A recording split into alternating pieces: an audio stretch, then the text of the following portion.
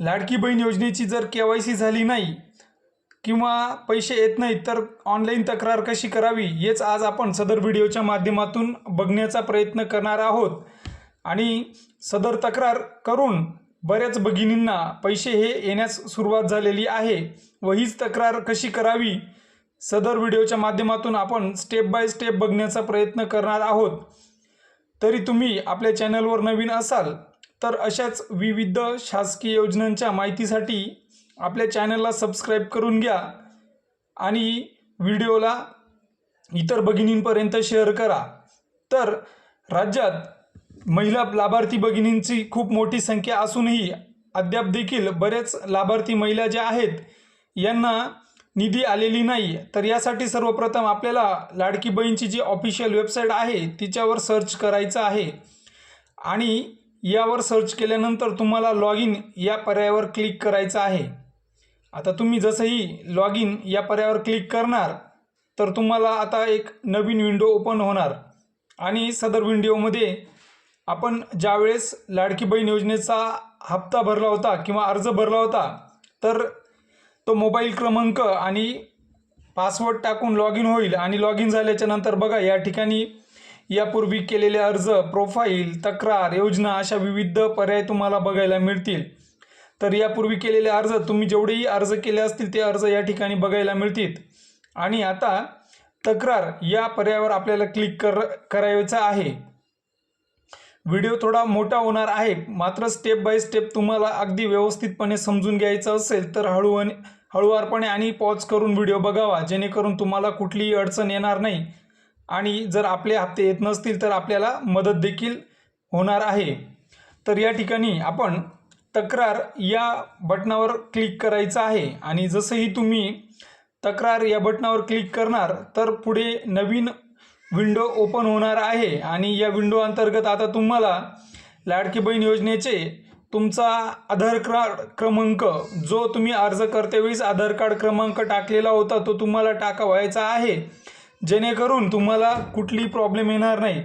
आता तुम्ही जो आधार कार्ड क्रमांक टाकणार तर त्याची पाठ आणि पोट म्हणजे मागील आणि पुढील दोघं बाजूंचे तुम्हाला या ठिकाणी जे फोटोज आहेत ते अपलोड करावायचं आहे। जर अगोदर तुम्ही केलेले असतील तर ठीक आहे आणि पहिल्यांदाच करत असणार तर सोबत आधार कार्ड देखील असू द्यावे म्हणजे जेणेकरून तुम्हाला पुढे काही कागदपत्रांची शोधाशोध करावी लागणार नाही। तर बघा या ठिकाणी तुम्हाला ग्रीव्हन्स, ॲड अ ग्रीव्हन्स त्याच्यानंतर तक्रार सूची बघावयास मिळेल। जर तुम्ही यापूर्वी तक्रार केलेली असेल तर तुम्हाला या ठिकाणी बघावयास मिळेल मात्र तुम्ही यापूर्वी कधी तक्रार केली नसेल तर तुम्हाला या ठिकाणी ॲड अ ग्रीव्हन्स म्हणजेच या कॉर्नरवर क्लिक करून तुम्हाला तुमचा आधार कार्ड क्रमांक टाकून त्याची मागील आणि पुढील बाजू टाकून घ्यायची आहे आणि त्यानंतर तुम्हाला लगेच पुढच्या पेजवर रिडायरेक्ट व्हाल आणि पुढचं पेज आल्यानंतर तुम्हाला त्यावरती सविस्तर तुमची जी माहिती आहे जसे की तुमचं गाव, तालुका, जिल्हा ही माहिती भरावायची आहे। तुमचा जो तक्रार फॉर्म ओपन होईल याच्यामध्ये तुम्हाला टाईप आणि तक्रार श्रेणी असे दोन तक्ते बघावयास मिळतील। यामध्ये तुम्ही टाईपमध्ये जेव्हा क्लिक कराल तर या ठिकाणी इंडिव्हिज्युअल असा ऑप्शन दिसायला मिळेल। माय कंप्लेंट किंवा कंप्लेंट्स अगेन अदर किंवा ॲप्लिकेशन्स तुमची जी आहे तर तुमचं स्वतःचं आहे तर मग तुमचं स्वतःचं माय ॲप्लिकेशन आणि इतर जणांचं असेल तर अदरचं आणि त्यानंतर पुढच्या पर्यायावर क्लिक केल्यानंतर not eligible applicant is getting a benefit किंवा applicant has a passed away म्हणजे किंवा तुमचा जो पर्याय असेल तो तिथं या ठिकाणी अदर करायचा आहे। यानंतर तुमचा जो लाडकी बहीण योजनेसाठी अर्ज केलेला होता त्या अर्जाचा अर्ज क्रमांक बघावायचा आहे।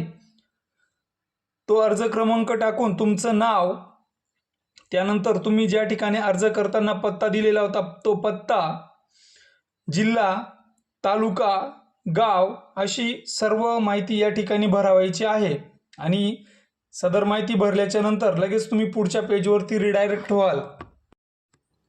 आता पुढे तुम्ही वर्णन करा या ठिकाणी तुमचं जे खरं कारण असेल की तुम्ही KYC केली होती मात्र तुम्हाला निधी आलेला नाही तसेच तुमचं उत्पन्न 50,000च्या वार्षिक उत्पन्न जे आहे ते 2.5 लाखापेक्षा जास्त आहे किंवा ते काय असेल ती सर्व माहिती भरायची आणि सदर माहिती भरल्याच्या नंतर तुम्हाला कागदपत्र या ठिकाणी क्लिक करायचं आहे आणि कागदपत्रावर क्लिक केल्यानंतर जो स्वतः लाभार्थी आहे त्यांचा आधार कार्ड टाकायचा आहे आणि त्यानंतर कंप्लीट जी क्वेरी आहे कंप्लेंट ती सबमिट करायची। या प्रकारे क्वेरी सबमिट केल्यावर दिसायला लागेल।